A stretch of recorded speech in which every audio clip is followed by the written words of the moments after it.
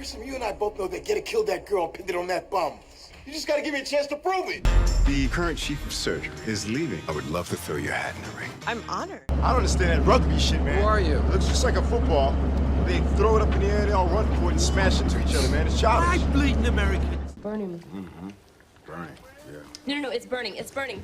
Oh! You're the only person I can trust. I'll take you where you want to go. I have a lot of stuff going on with the deal. In prior negotiations, have you ever experienced this? Crop circle. Well, it's a circle in the middle of a field. What would you call it? It's a crop circle. You want $10 million. We're here to negotiate that for you. We have to leave her. She comes. We can't trust her. I don't trust anyone. People are going to go through it. It's a difficult industry. It doesn't come without its misgivings, just working around the industry or people who are difficult to work with, and you trying to figure out if that's actually what you want to do. How does a man go from being one of TV's biggest stars to losing everything in the blink of an eye? Gary Dourdan's story isn't just about fame and fortune. It's about the dark side of Hollywood that nobody talks about until it's too late. And before we dive in, know this: the tragedy that shaped his childhood will leave you speechless, and what happened during his final days on CSI will make you question everything you thought you knew about his exit. Born Gary Robert Dourdan on December 11, 1966, in Philadelphia, Pennsylvania, Gary grew up in a household that breathed creativity and culture. Well, it was all a fluke, I think. I'm from Philadelphia. I was born and raised in Philadelphia and South Jersey. And I spent about 20 years in New York, in Brooklyn. His mother, Sandy, was a fashion designer and teacher who understood the power of aesthetics and expression. His father, Robert Dourdan, worked as an agent for jazz musicians, bringing the pulse of music directly into their home. Gary was the youngest of 5 children, growing up in a world filled with artistic energy, where piano riffs, guitar chords, and saxophone melodies were as common as morning coffee. At least you didn't say playing my organ or something. But beneath the rhythm and creativity, tragedy struck early. When Gary was just 6 years old, his 21-year-old brother Daryl died under mysterious circumstances. Daryl had traveled to Haiti in March 1973, supposedly researching the family's lineage, when he fell from a motel balcony perched on a high cliff. The case was never solved. No arrests, no closure, just a young boy left to process the loss of his brother in a way that would haunt him for decades. My older brother was a flautist as well, and it sort of stuck with me. Gary found solace in the arts. He learned to play multiple instruments: piano, guitar, bass, drums, and saxophone, channeling his emotions into melodies that spoke what words couldn't. I play guitar, play keyboards, bass, whatever the track needs. By his teenage years, he was already thinking about acting, but music remained his first love. You know, I played music in New York for many years before I actually became an actor. And something had to give. Yeah. You know, we were starving in New York, eating Spam out of cans, trying to make a living. After high school, he moved to New York City, where he juggled playing in 4 different bands, performing in musical theater, and studying under the legendary acting coach Lee Strasberg at the Strasberg Theater Institute. What happened? When I moved to New York, I started playing in bands, and I had about 4 bands, and I was doing musical theater, and I was going to Strasberg.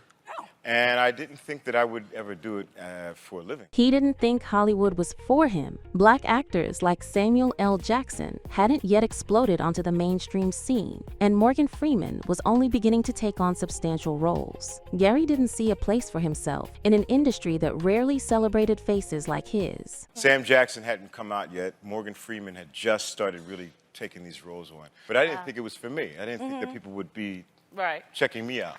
So he stayed in New York, playing gigs, doing off-Broadway theater, and hoping someone would notice. And someone did. In Paris, actress, singer, and director Debbie Allen saw Gary performing in an avant-garde play. She was captivated, not just by his looks, but by his raw presence. She sent him a tape, and before long, she wrote a role specifically for him on A Different World. In the early 1990s, Gary joined the cast as Shaza Zulu, a character who quickly became a fan favorite. It was his first real taste of television success, and it opened doors dreams he never thought possible. Then came 1993. Janet Jackson needed someone magnetic, someone who could embody longing and desire for her music video again. Gary got the call. The video became iconic, with Gary playing Jackson's love interest in a narrative filled with passion and heartbreak. It was a career-defining moment, a visual introduction to millions who would soon know his name.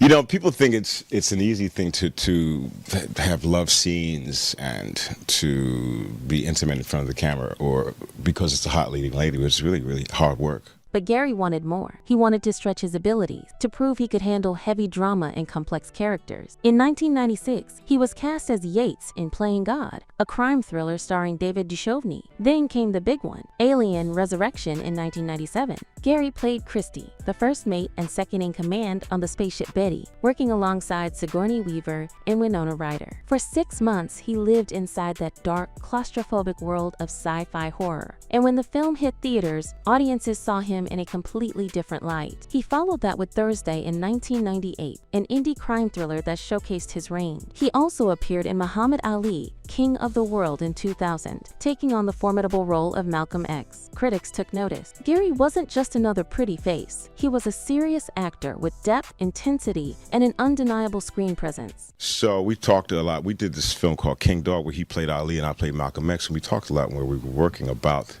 the needing to open up the game a little bit for actors and actresses, because we have so many different shades going on, you know. Then, in April 2000, everything changed. Gary auditioned for a new crime procedural on CBS called CSI: Crime Scene Investigation. The show centered on a forensics team in Las Vegas, solving gruesome murders using cutting-edge science. Outside the Huskers and in punk-ass Irish, I'm up about 4G. You got a winner for me tomorrow? Green Bay minus 7.5 over Niners. The pack. Go with the better quarterback. Gary was cast as Warwick Brown, a brilliant but troubled crime scene investigator with a gambling addiction and a checkered past. Warwick was complicated, smart, loyal, but haunted by his demon. Gary understood that character on a personal level, and it showed in every scene. When CSI premiered on October 6, 2000, no one expected it to become a cultural phenomenon. But within weeks, the show exploded. Audiences couldn't get enough of the forensic detail, the twists, the morally gray character. Gary's portrayal of Warwick became one of the show's emotional anchors. He brought vulnerability to a character who could have easily been one-dimensional, and fans loved him for it. Much as I can. When I was on CSI, I would crack jokes all day long. I mean, if I wasn't having the crew cracking up, then that was a bad day for me. For 8 years, Gary was part of one of the most watched shows on television. The cast was nominated for Screen Actors Guild Awards year after year, finally winning in 2005. Gary himself earned 5 consecutive NAACP Image Award nominations between 2002 and 2007, winning twice, in 2003 and 2006, for Outstanding Supporting Actor in a Drama Series. He was living the dream. Red carpets, magazine covers, recognition everywhere he went. So I have got the stalker thing has happened. Oh man, and I played it down, and that wasn't on. But behind the scenes, cracks were forming.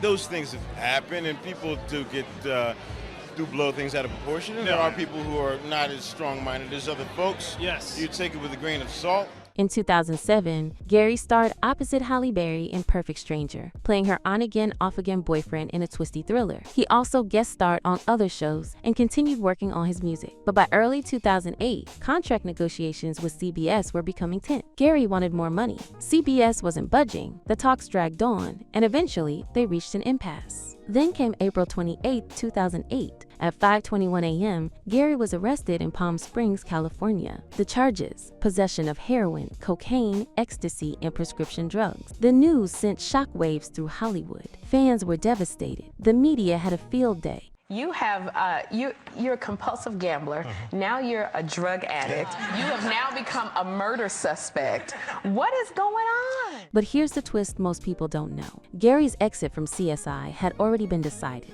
His contract negotiations had concluded weeks before the arrest. His final scenes had already been filmed. The season 8 finale, which aired on May 15, 2008, ended with Warwick Brown being shot and left for dead. When season 9 premiered that fall, viewers watched in heartbreak as Warwick died in the arms of his colleague Gil Grissom, played by William Peterson. For years, people believed Gary was fired because of the drugs, but that wasn't true. His departure was a contract dispute, plain and simple. People are going to go through it. It's a difficult industry. It doesn't come without its misgivings, just working around the industry or people who are difficult to work with, and you trying to figure out if that's actually what you want to do. The arrest just made the headlines messier. Still, the damage was done. Gary entered a court-ordered diversion program on May 28, 2008, avoiding jail time. But the arrest marked the beginning of a downward spiral that would last years. In July 2011, after crashing his car, Gary was arrested again, this time for possession of OxyContin. A heroin charge was dropped, but he was charged with possession of drug paraphernalia. Then in November 2011 came the most disturbing headline. Gary was arrested for felony battery after breaking his girlfriend's nose during a domestic dispute. He was placed on 5 years, probation, ordered to attend domestic violence counseling, and required to stay away from the victim for 5 years. Gary's image was shattered. The man who once embodied cool, complex characters was now seen as troubled, dangerous, unreliable. Well, the best part about it is, in my line of work, you can't swing a cat without hitting an actor or a director or a producer who's gone through a rough patch and who's hit the wall or maybe hit rock bottom and has had to scrape his way back up. And then the money disappeared. In August 2012, Gary filed for bankruptcy, owing roughly $1.7 million to creditors. Despite earning over $14,800 a month from residuals and other work, he had only $320 in disposable income after paying his massive debt. He filed for bankruptcy again in November 2012 and once more in 2015 to avoid foreclosure. The man who once commanded top-dollar paychecks was now broken, and struggling to keep a roof over his head. But Gary didn't give up. I think any actor really wanted to get some juicy roles into drama. So that's what I started to gravitate towards, is trying to find dramatic roles. And that's what I'm known for now. So I think that a lot of the directors and producers will try to hire me for it. In 2012, he took a recurring role on Christine, playing Stefan. Then came Being Mary Jane on BET, where he played Sheldon DeWitt, a recurring character that reminded audiences he still had acting chops. He appeared on First Wives Club, where he worked with comedian Michelle Buteau, who later praised his humor and warmth on set. I'm taking interesting things, and the thing that I'm here doing right now, I'm in Atlanta, we're shooting First Wives Club, and I'm working with Michelle Buteau, who is absolutely hilarious. In 2017, Gary appeared in Righteous Villains, a crime thriller that allowed him to return to the gritty, morally complex roles he loved. Then came Redemption Day, an action thriller filmed in Morocco, where Gary trained for months with fight choreographers and Navy SEAL consultants to play a soldier with PTSD. You just get through it. You just do the best you can. You quarantine. I've been testing all the time, every 24 hours for the production. It is it's a new challenge, the life of 2020. The role was personal. Gary had friends in the armed services, and he wanted to honor their struggles. Back on the force, and would do covert ops or do private company missions and stuff like that, because they didn't feel that they didn't feel that people had their back. So I wanted to craft this character as an ode to them. Throughout all of this, Gary never stopped making music. He performed live in various cities, worked on albums under pseudonyms, and collaborated with other musicians. Music was his therapy, his escape, his way of processing everything he'd lost. People don't know, obviously, a lot of people in America don't know that I play music, that I've been recording under pseudonyms for a while, so they might catch me. You can go to Temple of Thoughts. I'm going to plug myself right now. It's a selfless plug. TempleOfThoughtsMusic.com and download some of the things that we're working on right now. As of 2025, Gary is still working. He continues to act in independent films and television projects, maintaining a presence in the industry that once tried to write him off. He's scheduled to perform live music events in early 2026 with his group Collade and the Ancestors. He's been spotted at film festivals, participating in talkbacks, and engaging with fans. His social media shows a man at peace, visiting animal sanctuaries, working on creative projects, and focusing on rebuilding his life. Gary Dourdan's net worth in 2025 remains difficult to pinpoint. While he continues to earn income from acting and music, the financial devastation of his bankruptcies and legal troubles means he's likely still working to rebuild. Estimates are hard to confirm, but it's clear he's no longer living the high life he once knew. Gary married model Rashomba Williams in 1992, but they divorced 2 years later. He has 2 children, a son, Lyric, with Cynthia Haddon, and a daughter, Nyla, with Jennifer Sutton, whom he dated from 1995 to 2000. His personal life remains mostly private now, with Gary choosing to focus on his work and his family rather than the spotlight. Trying to get to the flow. You know, I come from the school of save your privacy because the tabloids will trash you. Looking back, Gary Dourdan's story is one of talent, tragedy, and resilience. He's a man of African American, Native American, French, Haitian, Jewish, Irish, and Scottish ancestry, a true reflection of America's melting pot.